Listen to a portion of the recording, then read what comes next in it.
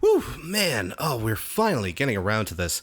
Oh, I was afraid something like this might happen when I started the Green Day retrospective this year. See, working on these massive full lengths has just completely shot my review schedule in the ass, especially given every episode so far has turned out to be even longer and more work than the last. Oh, Jesus. Didn't I say a long time ago I would never subject you guys to anything feature length? Fuck, I gotta learn to start keeping my promises.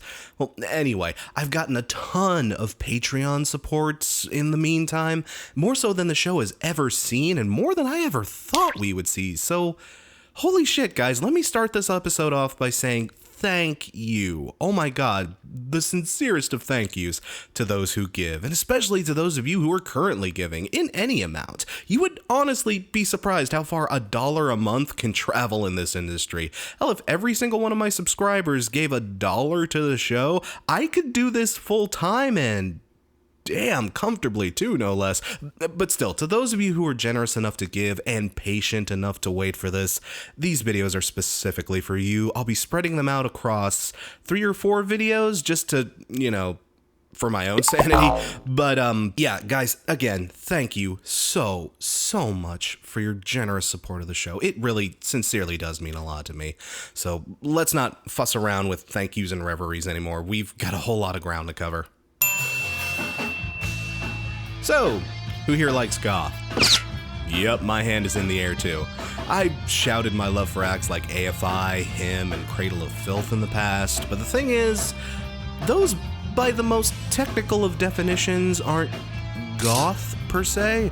At least not true, pure goth.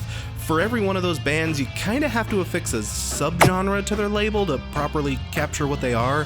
For Bella Morte, at least based on what I heard of Year of the Ghost, this is just plain goth. This is goth-ass goth, or more aptly put, this is like goth classic.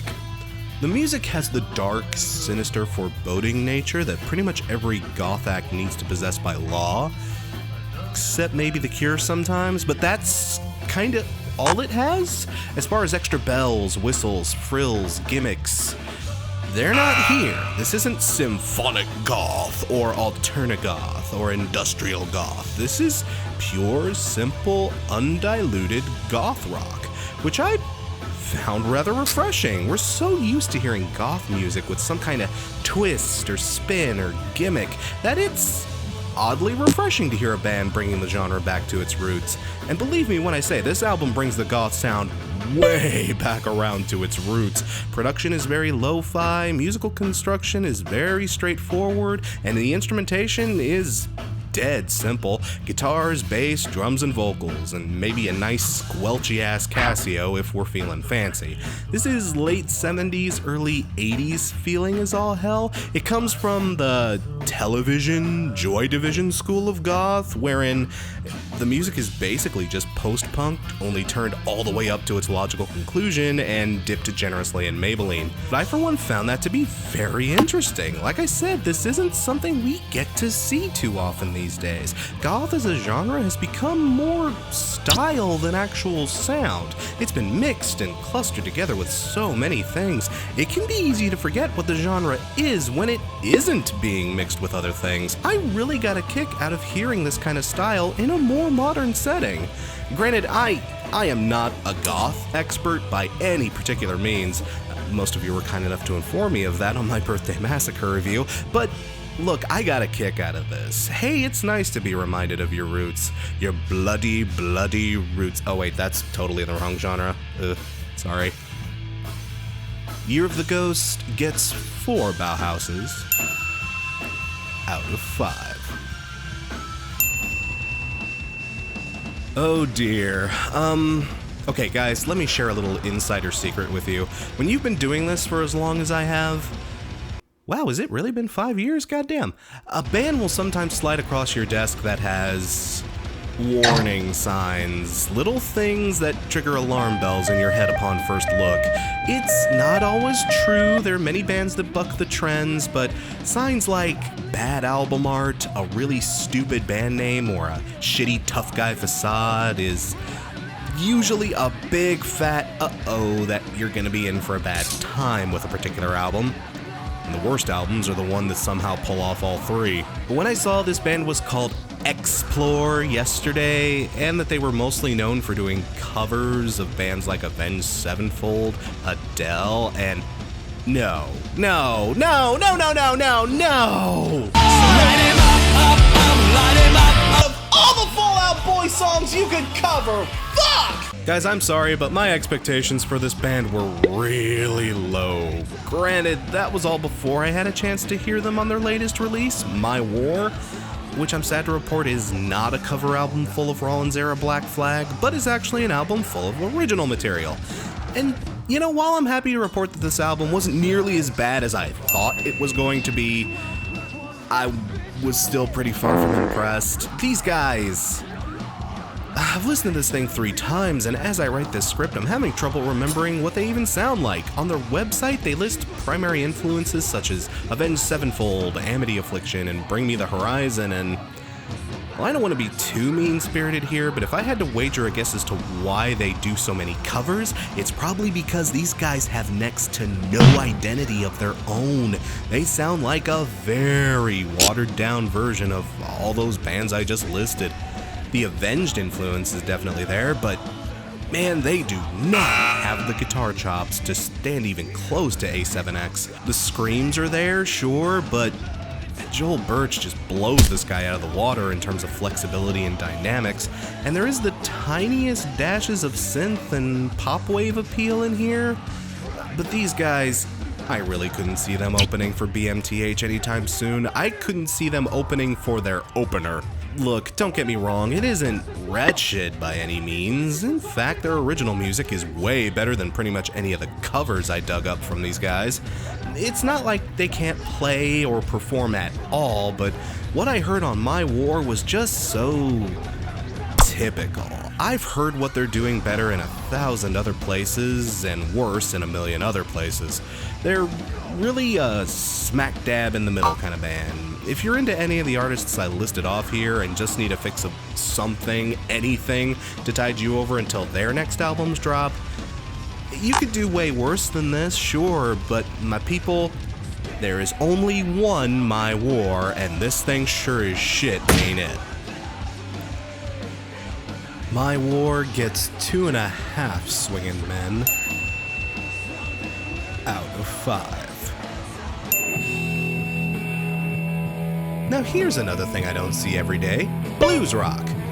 Well, wait, I take that back. I do see a lot of blues rock these days. Hell, I've reviewed a little bit of it here and there, but usually that stuff is just, you know, garage rock with a teensy-weensy little hint of the blues. It's a rock cocktail that just happens to have a bluesy chaser. Five Horse Johnson? Nah, man, this is definitely more of a pure blues rock experience. Kind of like how Bella Morte is a pure goth experience, Five Horse Johnson does not appear to be interested in mixing and matching their styles here. This is blues rock of the variety that would make good old Mashed Potato Johnson proud. Well, I say that, but don't be mistaken, this is still blues rock, and the larger emphasis is still squarely placed on the rock portion of their sound. Guitars are fuzzy, loud, and crunchy as all hell, and the drums pulverize across all 39 minutes of this piece. And with it being so aggro, while still being tied so distinctly tightly to blues-style beats and structures, it makes the album kind of bleed over the edge into stoner rock a little bit. Like, I could easily see fans of stuff like Sleep and Clutch getting kicks out of this. I mean, if you're hanging out with friends in the back of a shaggin' wagon and a young Matthew McConaughey is there, this certainly would not feel out of place. But it's also very distinctly blues sounding, particularly the grimier, grittier style of Delta blues. Those Chicago types with their suits and their fedoras and their car chases, yeah, they ain't gonna fit too nicely here. This sound is thick, gut-punching, and so hairy-chested if you tattooed welcome across its tits it could serve as a doormat. Eric Goldblander has a voice that is just earth-shaking. The only way I can describe it is growl crooning.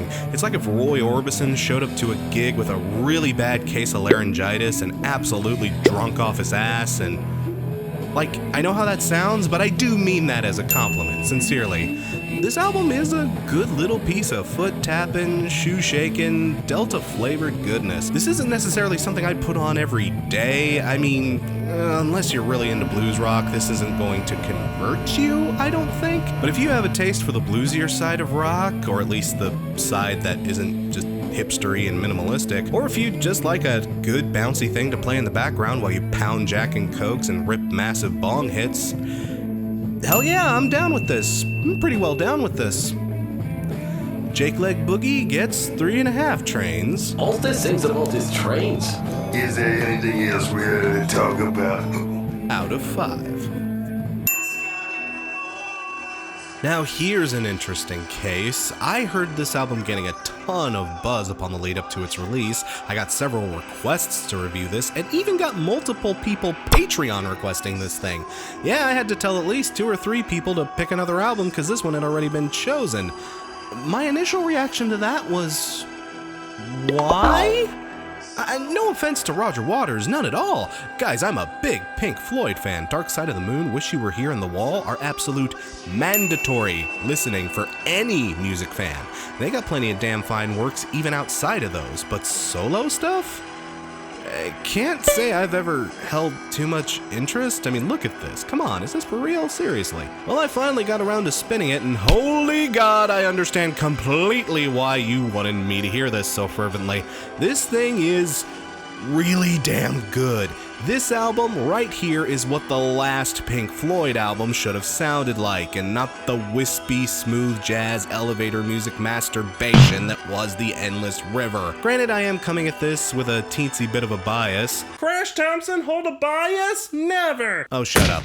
See, while David Gilmour is an outstanding guitarist and a wonderful player of his instrument, he's just so goddamn cold, lifeless, and clinical. He's all proficiency and no color or vibrancy. Yeah, he can play like a madman, but the older he got, the worse he got at actually writing songs. Probably why 95% of Endless River was instrumental. No, the heart and soul of Floyd was always in Roger Waters.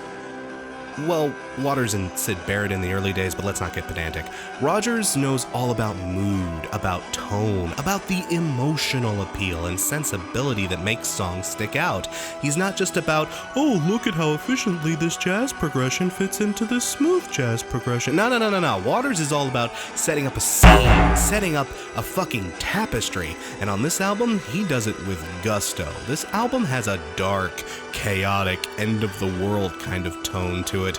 It's a frightening look in the mirror of a society that has made a lot of shitty choices, and why yes, it basically is a great big giant middle finger to the Trump administration. How'd you guess? Hell, the title track even samples audio from one of Trump's several shitty interviews and directly uses the line, "When a nincompoop becomes president." This album is basically Pigs if the pig had a very, very specific name.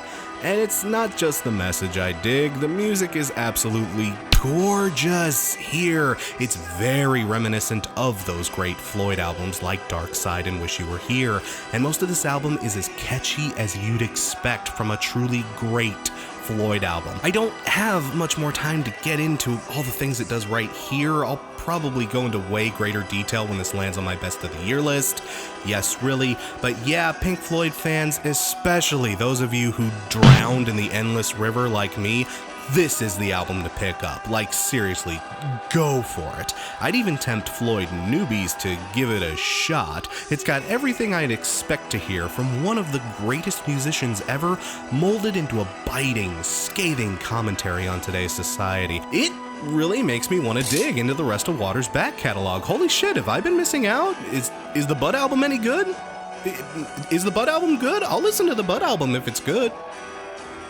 Is This the Life We Really Want gets 5 Bud albums out of 5.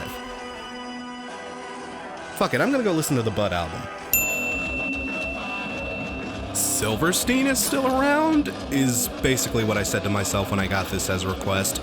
Wow, truth be told, I lost tabs on these guys ages ago. I was into them in their earlier Victory Records days, when Broken is Easily Fixed and Discovering the Waterfront were pretty fun. Hell, Smile in Your Sleep is still a hell of a jam. But after I grew out of my emo phase and stopped wearing skinny jeans... Yes, I used to be able to fit into skinny jeans. Shut up! I kind of forgot they existed. It's not like I was running away from them or anything. I wasn't embarrassed that I used to listen to them. Believe me, there were much worse emo acts that held that title. It's just... when my interest in Screamo faded, so did my interest in Silverstein. But it's nice to see they were able to keep a career going and that they also got away from Victory Records. Holy shit, I'm glad for any band that can get away from Victory Records. Have you read anything about Tony Brummel? This guy makes Dennis Dyack, Peter Molyneux, and Konami look like fucking angels. And it's nice to see they've cultivated their fan base and developed their sound into something that can last throughout multiple generations. I'm happy to hear Silverstein is doing so well for themselves. Judging by what I heard on Dead Reflection, it isn't just rote fanboyism that's keeping them alive. The band seems to have leaned into more of a heavier, more forceful, more post-hardcore direction with their sound. This is a bit harsher and edgier than the Silverstein of old. Edgier in a good way, not a Chris Franzak way. The guitars and bass are distorted and cleaned up in ways that feel much more straight metallic than pop or punk flavored. And it's really nice to see that Shane Told's voice has not dulled over the years. If anything, I feel like he's gotten better as a vocalist. His screams are really visceral here, and his clean singing isn't nearly as whiny as it could get on the early Silverstein stuff. Hey, look, I'm not knocking it. Whiny was all the rage back in 2005. Whiny was how we played it. And while I wasn't head over heels for this necessarily, I mean, I would have killed for some more interesting solo work here and there, and it could feel a little samey in places. I have a lot of respect for what the band have accomplished here. It seems like Silverstein have been able to adapt and grow into a unique and interesting identity of their own, as opposed to being one of many emo-type bands that have been thrown in the nostalgia dumpster over the last 10 years. And that is not an easy thing to do at all, seriously. It passes my test for an artist that I haven't dug into after a long recess, and it makes me want to listen to all the stuff I've been missing. I wouldn't say it's album of the year material per se. It probably will be for some, but if you were into Silverstein back in the day, or just looking for a nice post-hardcore release to shriek along to, hell yeah, this is worth sinking 41 minutes into. I dug it. Dead Reflections gets 4 ridiculously bland album covers out of 5. Like, really, that's the worst thing about this album. I mean, look at this thing. Come on. Now here's a new up-and-coming band I've heard a bit of buzz on, and I had a feeling I might get a request for this, especially since, as I've pointed out in reviews of bands like Periphery and Northlane, I'm somewhat of a gent defender. I mean, at the very least, I don't understand the blind, raging vitriol this genre can get in some circles. I rather enjoy a good gent band, and yeah, while some acts can get samey or blandish, it's not the worst crime in the world, really, but Currents are apparently a newcomer to the scene, this being their full-length debut, and overall, after a couple of spins, I was into it.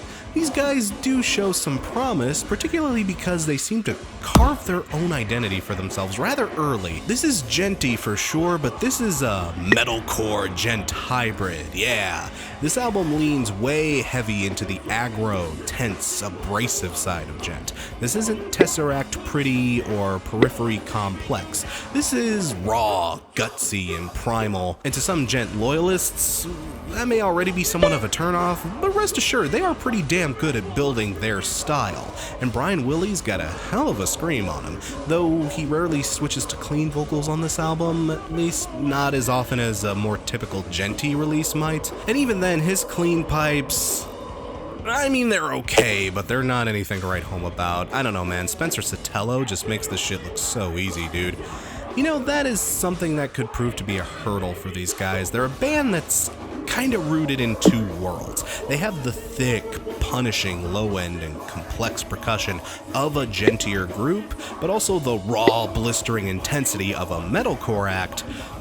But with those checks in sound come some balances. Gent fans aching for complex solo work or crazy complicated time signatures and song construction are gonna be a bit disappointed here, and likewise the people just looking for more of a straight aggro punch fest may be a little turned off by the album's occasional dalliances into less traditional metalcore grooves. It's like the problem Sum 41 had on Chuck when they tried to fuse heavy metal elements into their pop-punk sound. It was a noble effort, and we got some good songs out of it, but the two factors came together with kind of an audible clunk. Like, that's definitely here too. The stitches on this album do kinda show. But hey, it's a first release, and the band is trying to make their own identity. In a scene that can be a little notorious for being samey and occasionally up its own ass, I feel like they're on the right track here. It's good that they're trying to do something different, that they are pushing against the grain a little bit. Even if things could get repetitive in moments, I did still find myself not getting bored overall here. It's a good first effort. As the band develops, I think we'll see much more interesting things out of them. But you can tell these guys are still kinda getting their footing here. The place I feel safest gets 3.5 We're All to Blames out of 5. Oh, okay, first things first, I'm sorry, but I have no idea how I'm supposed to be pronouncing this. Is it Waster? Wester? Wextrex? Am I supposed to be pronouncing the X's? Am I just supposed to say WSTR? That seems inofficial. Jesus Christ, I feel old not knowing this shit. Anyway, these guys are a pop-punk band. As I was able to guess just by looking at this cover, I mean, this thing screams tweeny edgy. If I were 14 years old, I would totally have this as a poster hanging on the door to my room, right next to my Tony Hawk poster and my NWO Wolfpack flag, and oh my god, I am so fucking old! So I went into this thing thinking, okay, it's probably gonna be poppy, simplistic, probably a bit saccharine and sugar-coated, nothing I should get my hopes up too high with, but will probably be harmless overall. Maybe childish at worst, right? Wrong. Whoa, this thing is really fucking good. Like, really good. I'm very impressed, especially given that this is a debut album? God damn, fellas.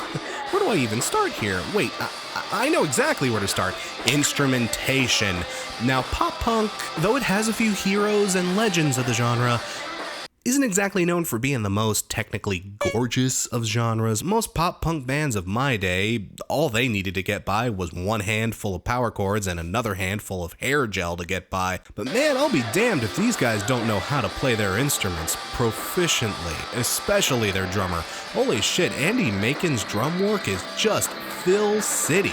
His beats are crazy, fleshed out and vivid. The dude clearly studied under the Travis Barker school of pop-punk drums, and by the looks of things on this album, he graduated magna cum laude. And the guitars are no slouch either. They're power chord heavy, and as far as song structure goes, yeah, it's a long way from Dream Theater, but the Guy, I don't know, their videos show 2 guitarists, but their Facebook page only lists 1, I don't know.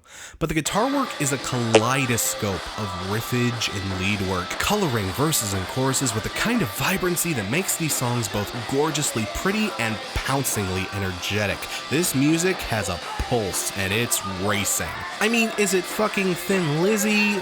No, but no one's asking it to be. It's pop punk. These guys could have easily gotten away with less here, but there's a tremendous amount of passion and skill in the playing that definitely deserves kudos. Holy shit, guys. Thank you for going above and beyond. Not enough pop punk fans do.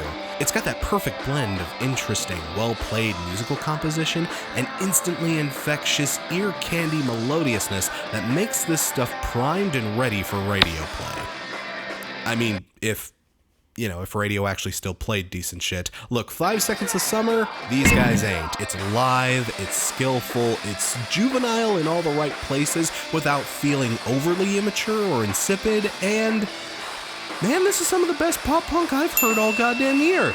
Granted, I haven't heard the new Neck Deep yet. Don't worry, that's been requested, that's coming up soon. If you are into this scene, holy shit, pick it up. And teach me how to say it properly. God, I feel really embarrassed and old having to ask this. And who slipped this depends on me? Fuck you, I'm not that old. red, green, or in between gets 4.5 Metamucils out of 5. Man, we are really crossing the gamut as far as genre coverage is concerned on this episode. We've covered goth, blues rock, classic rock, pop punk, and now shoegaze. One thing I do certainly love about my audience, y'all got really diverse tastes. It keeps me on my toes, you know? Though at the same time, it often pulls me into genres I'm not wholeheartedly familiar with, and shoegaze, it's kinda one of them. I mean, I've jammed on my fair share of My Bloody Valentine, Deaf Heaven, Dum Dum Girls, and, does Spiritualized count? And apparently Slowdive was another big forefather of the genre back in the 90s, and this is kind of a big comeback album from them, their first proper release in 22 years, and I am so not the right guy to be tackling this. Like I said, I'm no connoisseur when it comes to this genre, and I have literally no history with this band, so just a heads up, you might want to, as they say, take my perspective with a teensy grain of salt. But man, even in my ignorance, I gotta give credit where it's due. Overall, I really enjoyed what I heard. The album is dream poppy as all hell. The guitar work is crystal clean. Vocals are soaked in reverb with lots of nice, airy harmonization, and everything just comes together to create this perfect, mellowing, relaxing, soothing kind of vibe. Listening to this album feels like the last few moments in the dentist's chair before the nitrous oxide fully engulfs you. It's lucid, dreamy, blissful. It knocks you right out. In fact, that's exactly what it did. On 2 of my 3 major spins with this thing, I literally fell asleep halfway through it. Usually when I fall asleep in the middle of an album, that's cause for being burned at the critical stake, but this is meant to be ambient and dreamy, so I almost feel like I should give it kudos. Maybe it does its job a little too well. If you're looking for something to put into the background after a bout of insomnia, hell, I could almost prescribe this to you. It is chilled out to the max. But I generally don't listen to music to sleep to it. I mean, if that were the case, Of Mice and Men would win Album of the Year anytime they released anything. But again, this isn't my field of expertise necessarily. I think fans of the shoegaze genre will definitely get more out of this. And if you're looking for something just lucid, dreamy, and relaxing, oh god, hell yeah, you should totally pick this up. It's gorgeous. I can totally respect this album for what it is. But this kinda isn't my jam overall. It's just strictly personal taste in this instance. I'm not as into this scene. But hey, if you're the type that loves to go to a live show and lovingly stare at your Chuck Taylors, this is an album to pick up for sure. But do me a favor, do not listen to this thing while operating heavy machinery, please. Slowdive gets 4 ambient dreams out of 5. Igorrr. Again, am I saying this right? There's 3 R's there. Am I supposed to be saying all 3? Is this like a Bob Hope thing? Am I supposed to roll my tongue? Well, people, E is weird. Like, super weird. Like crazy fucking ludicrous weird. You think you know weird, but motherfucker, you don't know weird until you've heard E. Oh, what's that? You're into weird music? You listen to Primus? How quaint. Oh, you like Rocky Erickson? You can handle it? How cute. Oh, you listen to Igorrr? How— Shut the fuck up, Black! This is Igorrr, motherfucker. Strap yourself into that chair and settle the fuck in. What, you don't believe me? You think I'm exaggerating? Okay, here are the opening 7 seconds of this album.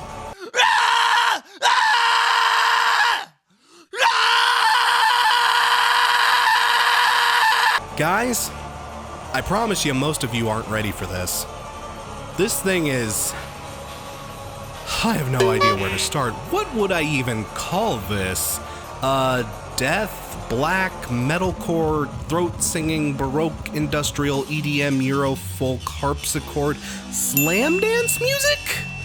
Guys, This album is like walking in on a bunch of different genres having hate sex while weird, scary hentai plays in the background. It's the musical equivalent of that one mini game from the Sonic Dreams collection where you catch all the characters fucking after prom. It's just... yeah...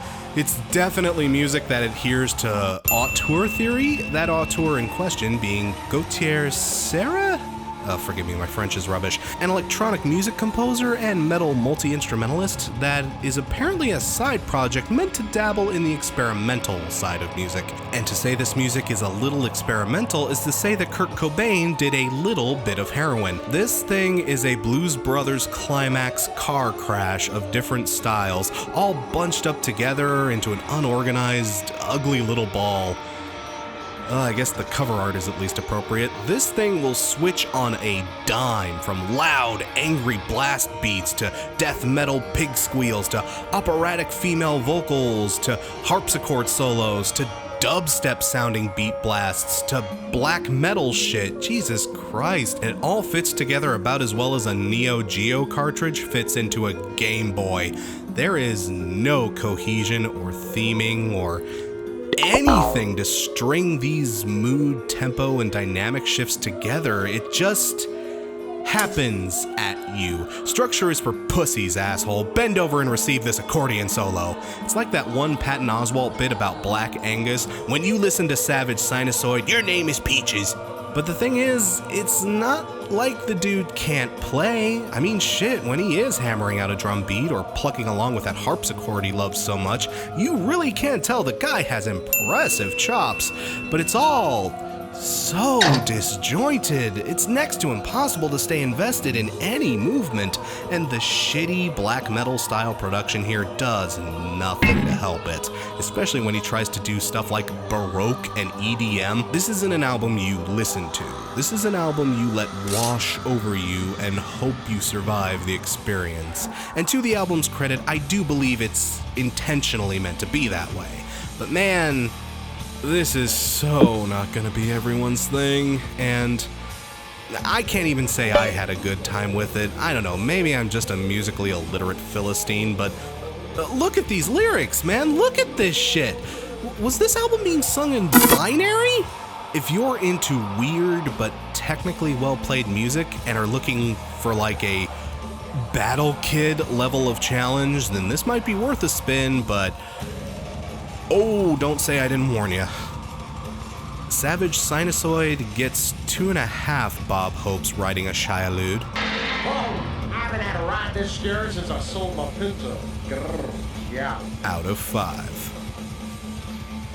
Hey, thanks for tuning in, guys. This is part 1 of this current wave of catch-ups. I hope to have the second wave out within a week or two. It just depends on my scheduling. But thanks again for your patience, Patreon peeps. And remember, if you want to see an album reviewed on the show, feel free to visit that Patreon page. Cheers, guys. See you soon.